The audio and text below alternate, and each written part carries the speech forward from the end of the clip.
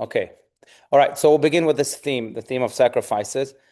It's an excellent question whether sacrifices will be brought back when the Messiah will be here or not, which will hopefully be today. But if the Messiah comes, when the Messiah comes today, will the sacrifices come back? So let me clarify first what is a sacrifice, because there are many answers to this question. Number one, it's not that the sacrifices disappeared. Yes, bringing animals to the temple in Jerusalem hasn't happened in 2,000 years, in close to 2,000 years since the temple was destroyed. But those sacrifices were substituted by prayer. That's why today we have 3 prayers a day, because those prayers really represent the times in which we brought sacrifices during the times of the temple. Back then, they brought sacrifices. Their prayers were very brief, very short. The prayer book has grown ever since because the sacrifices have been substituted by prayer. Why is that? Sacrifice in Hebrew is korban. Korban does not just mean sacrifice. Korban comes from the word karov, which means to come close. It's us coming close to God. How do we come close to God? By sacrificing something that is dear, something that is precious, something that we can use to feed our own pleasures, our own ego, so to speak. But we take that something and instead we sacrifice it to God. It could be an animal. There are other types of sacrifices, right? Instead of having a good barbecue, you give it to God. But there are other types like flour. Instead of having a good piece of bread, you give it to God. Or instead of having a good incense and spreading your home with good odor, you give that to God. Anything that could potentially bring pleasure to you, to your ego, to your comfort, you give to God. By doing that, you come close. That's why korban, again, is called karov. So it's not that sacrifices have been completely eliminated. They've just been substituted by prayer and also by our own little acts each and every day of self-control, of transforming that which can please the ego and giving that over to God. But will the sacrifices, as we know it, will that ritual come back? Bringing animals, bringing flour, bringing incense, will that come back? So it's actually an argument in the different books. The Maimonides says that yes. Most opinions disagree with Maimonides. They say that all sacrifices will be annulled; they won't come back, except for one, which is not an animal sacrifice, it's a flower sacrifice, and that's the sacrifice of thanksgiving. Because there's no end to how much we can say thank you. Thank you, we'll have to say thank you in the future too. It's not that thank you ever ends. So that sacrifice will not be annulled, even to the opinions that say that the other sacrifices will be. But that's as far as the rituals go. As far as, again, as our daily acts of self-control, of giving up that which our ego wants to God, that continues until this very day. That should continue every day. That's the way we come close to God today. I will say it's interesting just to go a little bit deeper into this, and we can come back here. But it's interesting because the idea that prayer now substitutes sacrifices is actually an interesting idea, because prayer is very different than sacrifice. Sacrifice is a ritual that has its own structure. It's messy. Just imagine if we lived in the times of the temple and we would walk into the temple, we would see blood everywhere, animals, smell of barbecuing, of a braai, as they say in South Africa, and it would be just not the same senses that prayer brings, right? Prayer brings a sense of spirituality, of ecstasy, maybe, of elevation. That's not at all what sacrifices did. So why would prayers substitute sacrifices? They're completely different. Why are they even intertwined? And the answer is because true coming close to God, which is the essence of both sacrifice and prayer, we said korban, comes from coming close. Coming close to God needs 2 elements. If we want to come close to God, we can't just rely on our hearts. We can't just rely on our feelings, which is what prayer is very often. I want to pray, I want to sing, so let me erupt in this ecstasy. It must also include structure, ritual, consistency. It's not enough to just say, God, I'll come close to you when I feel like coming close to you, because then that coming close is very selfish. And maybe because it's selfish, it's really not coming close. You're only coming close to yourself, not to God. That structure that the sacrifice provides, that ability to be in a place, even when I don't want to be in a place because it smells or because there's blood everywhere, but I'm there for God, is really what creates that closeness with God, because I'm there not just for myself, but for God. So the coming close has to include both elements, the element of prayer, which is the heart, the soul, the spirituality of it, but also the element of ritual, which is the consistency, the structure. There's 3 times a day we pray. There's places in which we pray. There's times, right? There's structure to the prayer so that it can create also a closeness that is not just dependent on my feelings, but more importantly, dependent on what God wants of me. So it's interesting that prayer and sacrifice both help us together, hand in hand, help us come close to God. Prayer and sacrifice and what they represent, right? Okay. Sure, please. Consistency is like sacrifice. Yes, but of course, structure with no content is an empty sacrifice, right? So you still have to show up. Right, exactly. Yeah. That's right. Very good. Look, it's almost like the prayer of today, right? I can show up to shul. I can show up in the morning, like we did this morning at 7 a.m. I can show up. And that shows consistency because I'm here every morning at 7. It shows structure because it's from 7 to 8. It shows. But if I don't actually put my whole heart and soul into it, then it's an empty sacrifice, right? So it needs structure, but it also needs that ability to just dive in, to lock in, to connect. Yeah. So you need the structure and the content. You need the body and the soul. Sacrifice creates the body. Prayer creates the soul. Right. Very good. Now, just to go a little deeper into this, speaking, if I may, just one more idea, and then we'll get back. But Kabbalistically, why do we sacrifice animals? Most sacrifices were animals. We said they were, flower sacrifice, but why animals? So it really relates to this idea that in each and every one of us, as the Tanya says, for example, there's a godly soul and an animal soul. True sacrifice is when I sacrifice my animal soul. What does that mean? My animal soul has certain desires, but they're animalistic. They're not necessarily bad, but they're very animalistic. They're self-oriented. They're ego-oriented. When I sacrifice my animal soul, that's when I come close to God. So the animals that were sacrificed were there to represent the animal within, the animal soul within. And when I'm able to overcome that, then I'm able also to come close to God. That's true sacrifice. So when Mashiach will come, and this goes back to this discussion, the big question is whether our animal souls will still exist or not.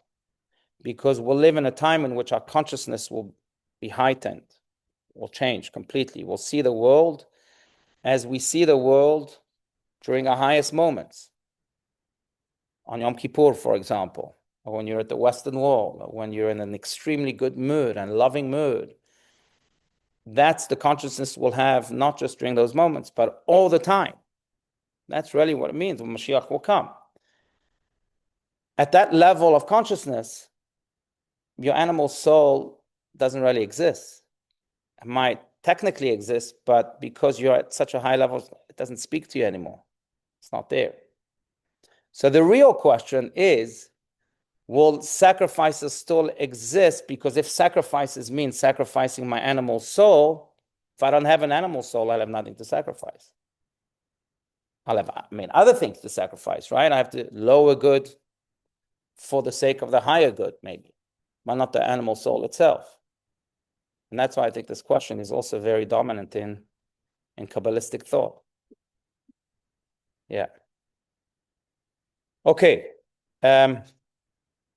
Let's go back here, unless there's comments, please. I invite comments, questions, disagreements, but otherwise we'll go back to where we paused last time, which was where exactly? Okay.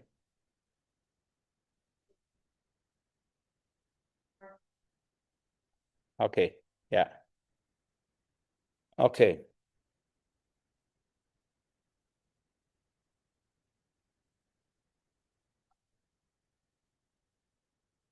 Okay, so of course, this chapter is called Worlds. It's speaking about the four worlds that we spoke about now many times, the highest being the world of emanation, where God resides unreservedly.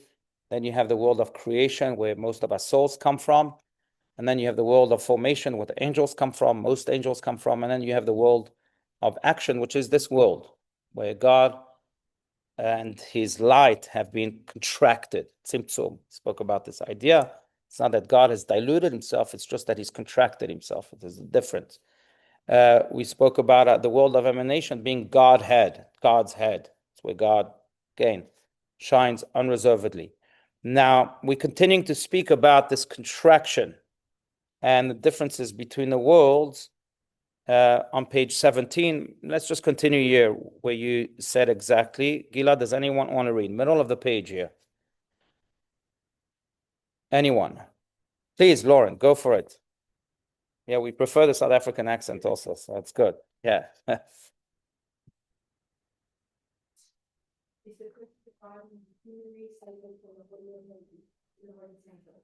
the Holy Temple is, in a sense, a symbolic model of the whole system of the world. Its screen is thus something that acts as a barrier to the flow of the divine plenty in every spirit. It is that which brings about a certain obscuring and modification of its life. For so long as the divine light passes through levels that remains now transparent, there may be an alteration of color or form, or the quality of the revelation. But the light itself remains essentially light. But what happens when the light strikes against the screen, even though the light may be discerned on the dark side of the screen as a result of some enlightenment, on the other side, the light itself does not penetrate. Right. So, by the way, this is so beautiful because right now there's no coincidence. Right now, we are studying about the temple, the tabernacle in the desert. And just this past week, during the portion of Terumah, we spoke about these very curtains, these screens that Rabbi Steinsaltz here is speaking about. But if you look at the Holy of Holies, this was the highest or the holiest chamber in the tabernacle. And in fact, there were four different areas in the tabernacle that really represented the four different worlds. You know, it's interesting because this world reflects the upper worlds, as the upper worlds reflects this world. Whatever there is in this world, according to Kabbalah, is really a reflection of something that exists in the upper worlds. Now, the crux, the core of the upper worlds is reflected in the core of this world. What is the core of this world? The Jerusalem temple or the tabernacle. That's where God says, I come to reside. That core has those four worlds. So you have the Holy of Holies, the chamber in which no one was allowed to go in, except for the high priest on Yom Kippur, if you recall that. And even then, he had to prepare himself tremendously, and he was only allowed to go in for a little bit and say a very quick prayer and then come out, but no one was allowed to go in. What's interesting, as we spoke about last time, is that the Holy of Holies was the most simple room and had no decoration. The only vessel that was there was the ark with the broken tablets and the tablets, but that's because they represent, again, the word of God, God himself. And besides that, the rooms were not decorated. There were no paintings. Because as we spoke about last time, the deeper you go, the closer you are to God, the less noise there is, right? It's true for anything in life. The more authentic something is, the less it needs noise and decorations. It's almost like I have yet to find like someone wrapping. You do it for protection reasons, I think. You tell me. I'm a man, so what would I know? But wrapping extensively and flamboyantly a diamond. Has anyone given you a diamond that's wrapped in the most magnificent way? Or is it just simply in a box? Have you ever received a diamond in in a massive package? Have you? No. Why? Because a diamond doesn't need massive packages. It's so dear, it's so precious that it doesn't need all the fluff. It doesn't need all the noise around. If you have a lot of noise and fluff, it means that the gift might not be too good. So be aware. That's why it needed all the fluff, all the presentation. But if it's real, if it's a diamond, it doesn't need that noise. Same year, the Holy of Holies wasn't decorated because it's the Holy of Holies. It's the diamond. So it doesn't need all the fluff. It doesn't need all the noise. It's true with people. People will make a lot of noise. It's maybe because they're hiding something. Something inside of them is a little bit blemished or compromised. People that are authentic don't need to make so much noise. They shine like a diamond. That's all. They don't need a box. So same here. You have the Holy of Holies with zero decoration, which represents, again, the world of emanation. That's where God resides unreservedly. There's no need for angels, no need for shows, for platforms. It's God. It's the diamond. It's the Holy of Holies. After that, you have the holies. After that, you have the backyard. After that, you have the entry. So you have the four worlds. Now, they are each separated with screens, or I think the better word is curtains, screens. In Hebrew, it's parochet. That's the word that we used in the Parsha, in the portion last week. Parochet. Now, what's interesting is that the parochet does not come to dim the light. Doesn't. The light itself is going to shine. It comes to dim the rays of the light, not the light itself. Right? Same year. It's not that God, when he transfers himself or transfers his light, his rays, to the next world, to the world of creation, from the world of emanation, or from the Holy of Holies to the holies, to the next room, that God now is diluting himself, that the light itself, that God himself now is less. No, it's just that we put a screen, and that's what the screen or the curtain represents, so that the ray of the light, not the light itself, the ray of the light is condensed in a manner that it doesn't just blow up everything that it comes into contact with. We've used this example many times, but I won't put a power station into these bulbs. They'll just explode. So what do? We contract it. The light itself is the same light. It's just the rays of the light, the power of the light maybe is different, it's contracted. But the light is the same light. It's not like it's changed. It's not that it's affected. It's just contracted. Same year, from one room to another, the holiness is contracted. If we were able to peel those peels, the screens, the curtains, we would find the light shining just as brightly as it shines in a power station. So this is what the tabernacle, again, no coincidence, what the tabernacle really represents. Now, I'm going to add to this, and that is that within us, we also have four chambers. We also have the Holy of Holies. We also have the holies. We also have the courtyard, and we also have the entry, just as we have the world of emanation in here, the world of creation, the world of formation, and the world of action. There are four chambers right here. The Holy of Holies, or the world of emanation, is our soul that no matter what cannot be contaminated. Soul is a soul. Yes, there could be all sorts of screens on it. There could be filth on it. There could be, I don't know, all sorts of stains. But at the end of the day, the soul itself, the light, is not affected by that. The diamond, just like a diamond. Diamond remains a diamond. It could be a diamond in the rough. It could be very, very polluted or filthy. But a diamond is a diamond. The diamond is not affected by anything that happens on that side. That's the soul. That's the world of emanation within. That's the Holy of Holies. Outside of it, we have the holies, which is the world of creation. And that's the part of the self that really is maybe the highest consciousness that we have. Again, Yom Kippur, what other example do we use? The Western Wall. I don't know if that happens to you when you go to the Western Wall or not. But you have moments in life in which you say, okay, I want to change the world. I'm my best self today. I woke up. I can achieve anything. Right? That's the holies. It represents beautifully the Holy of Holies. But that can be affected because that mood sometimes just goes away, and then you hit a brick wall and you say, oh, actually, maybe not. So it's the holies, with a curtain, but it's still the holies that shows you or gives you a glimmer into your highest consciousness, your highest potential. Then you have the courtyard, which is also in the temple, which refers to the world of formation, the world of the angels, where there's the menorah, for example, was in the courtyard. The altar was in the courtyard. You have a lot of divine expressions there, but they are in the courtyard, so you could have a lot of strange things that come and try to attack those beautiful vessels that you have. And that's the way you are interacting with the world. That's the part that has to show up to work. That's the part that has to show up to places you don't want to go to. That's the part of us that is not just here in the consciousness, but is also out there. That's the courtyard. That courtyard should have beautiful vessels. We should show up with our best selves to every place. But because it's in the courtyard, it could be affected. So that's the world of formation within us. And then you have the world of action, which really is our duty to go even to the places in which we experience challenges, whether it's the places within or the places without. It's our depressive states sometimes, states of doubt, of insecurity.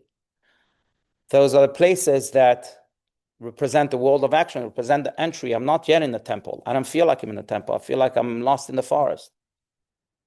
But even in those places, God shines, and we have to reveal God in those places. Now, this is true within, it's true without. Sometimes we deal with people like that. Sometimes we deal with situations like that. It's not us, it's just those lowly states. They're at the entry, they're not there yet. It's not the temple, it's the entry of the temple. And God, we have to remember, shines in those places too. He's much more covered and many more curtains or screens. But even in those places, our duty is to reveal that godliness, just as it is in the world of action, just as it is at the entry of the temple. So again, you have those four worlds that are reflected deep within us too, as they were reflected in the tabernacle, in the temple, and as they are reflected in the four worlds that carry godliness. Yes, please, Nina. Mm-hmm. All right. That's a great question. How do we remove those screens to get to the Holy of Holies? So I'm going to give you two answers. One answer really reflects the way we remove the screens in the temple and the tabernacle. We have to remember that most of the screens were not removed all the time. They were removed during specific times. During the times of the festival, like we said, on Yom Kippur is the only time we removed the screen of the Holy of Holies, or the high priest removed it. And what this tells me also is that sometimes, instead of trying to remove the screen so that we can access and go inwards, which we should do in many ways, but sometimes the exercise is the opposite, is to take what's inward outwards. So it's not to open the screen to go inside, it's quite the opposite, to take the outside, to remove the screen to go outside, right? From the inside to the outside. The inclination very often is to go inwards. I don't want to have anything to do with this world. This world gives me too much headaches. I don't want to go to the entry. I don't want that side of me. And God tells us no, just like it was in the tabernacle. I'm sorry, you do have to attend to the entry. You have to bring what's inside to that. So leave those screens. You now bring God through the screens to the entry, to the outside. That's just one point to think of. But there are times in which we have to remove the screens to access what we have inside, because we can't bring what we have inside to the outside if we don't know what we have. So there's some times that we have to go and peek and go inside. So how do we do that? So it's interesting. The word parochet, which is the word for screens or curtains, which is the word used for the screens that were in the temple, is a word that means something else in Hebrew. Parochet, if you think about this, is a combination of two words. Pe, rach. Pe, rach means a soft mouth. Soft mouth.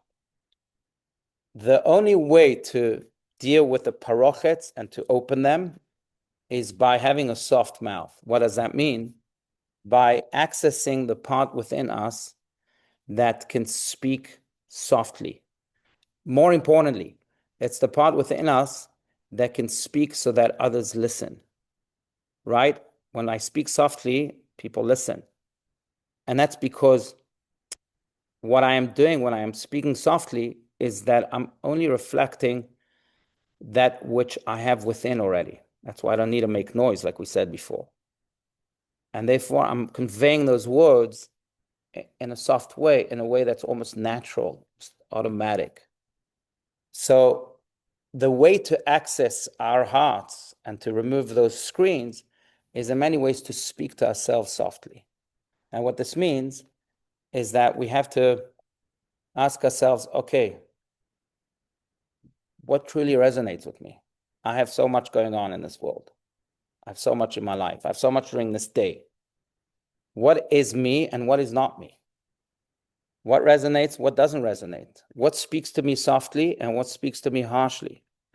And when we were able to decipher and decode the noises that are in sync with me and the noises that are not, that's when I can remove those screens. You know, one of the great stories, I may have shared it, but that I heard was from Rabbi Dr. He's a doctor too, so Rabbi Dr. Tzvi Hirsch Weinrab. Rabbi Dr. Tzvi Hirsch Weinrab is truly a very special man. By the way, speaking of Rabbi Steinsaltz, he is the one who was in charge of translating the entire Talmud with Rabbi Steinsaltz's commentary from Hebrew to English. And he's really just a marvelous man, a very wise man. And I was once speaking with him. I was actually with Rabbi Steinsaltz in New York and with him. And I asked him, can you confirm a story that I heard about you? There's a story that's circulating about you and the Lubavitcher Rebbe, a story about an advice that you say is the best advice you've ever received, an advice that the Lubavitcher Rebbe once gave you.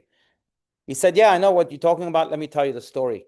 It was in the 70s. I was living in Maryland, and I was learning psychology. I was going for my doctorate. And I had many, many self-doubts and questions about faith, and I was really in a confused state. So I decided to call the Lubavitcher Rebbe to ask him if he can answer my questions. I called his office.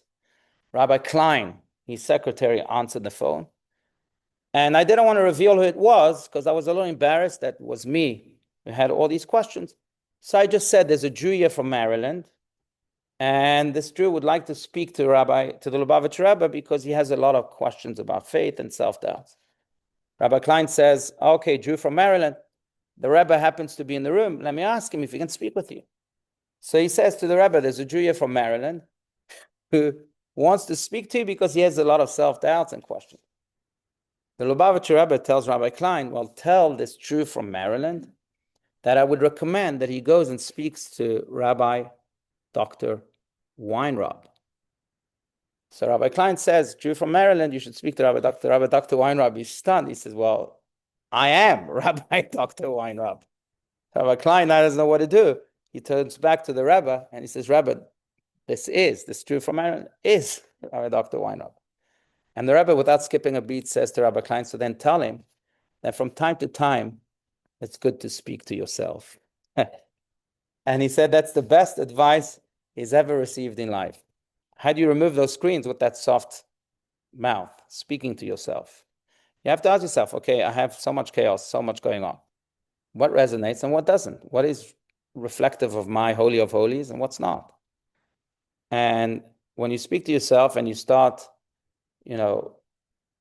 organizing this chaos by choosing that which is you from that which is not you, then I think you can access those inner chambers and remove those screens.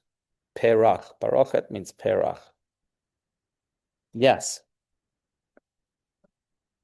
What screens are that we're born into this world, we came from God, and then there's screens that are obscuring us from God. What are they? Right. So there are many screens, many blockages formed because of all sorts of reasons. The most basic level, Maimonides speaks about this when it comes to Moses, because it says that Moses was the greatest. Even God himself says that Moses was the greatest prophet. No prophet will ever be like Moses. What made him the greatest? And when Maimonides answers this question, he says that the sins, deviations, they're not called sins, right? Sins in this world create those screens. With every deviation, we create another screen and another screen. Moses didn't have any sins, didn't have any deviations. His only screen was his body. So that's why he was the closest. But every deviation can create a screen. That's on the most basic level. Deviation, not sin. Sin is a Christian word, remember. Chet in Hebrew is sin. Chet means to miss the mark, to deviate. That's why when we do teshuvah, when we repent, teshuvah means to return, returning to our true self. That's one thing, yes, but go ahead. The biggest screen. Yeah, absolutely. Might be the root of all screens. Is our ego. Yeah, many ways, yeah. Or the animal soul, which is very egotistic. But I will say that the other screens that we don't necessarily create. It's not always us that creates screens for ourselves. Sometimes life, or things that happen to us, and they either shatter us, or we say the expression is our world crumbles. I don't like that expression, but whatever. And then we lose focus, and we become disaligned. That in of itself is a screen. So I think there's a lot of things that can create screens. But again, I think that, it's funny because now we're going back to square one with prayer. That's why we have prayer. Prayer is in many ways God telling us, just go back to yourself. Go speak softly to yourself. You're not necessarily speaking to me. Speak to yourself, to your deeper self, which is me in many ways. And with exercises like prayer, like doing good, we keep realigning ourselves. And in spite of the many screens that may fall on us, we have the ability to return to our true selves and remove them by speaking softly, by doing good, by choosing God, choosing the godly soul instead of the animal soul. Yeah.